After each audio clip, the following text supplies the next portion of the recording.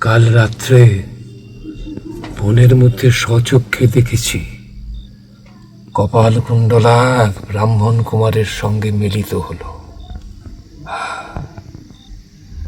আজও সে তার কাছেই যাচ্ছে। দেখতে চাও তো আমার সঙ্গে এসো। এসো, শোনো বৎস, কপালকুণ্ডলা বধযোগ্যা, তাই তুমি আমাকে সাহায্য করো। এই অবিশ্বাসিনীকে আমার যোগ্য স্থলে নিয়ে এসো, সেখানে তাকে স্বহস্তে বলি দাও। তুমি বিশ্বাসঘাতিনী শাস্তি পাবে, আর তোমার অক্ষয় পুণ্য সঞ্চয় হবে।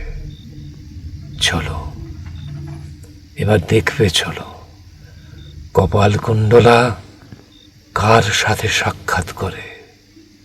এসো।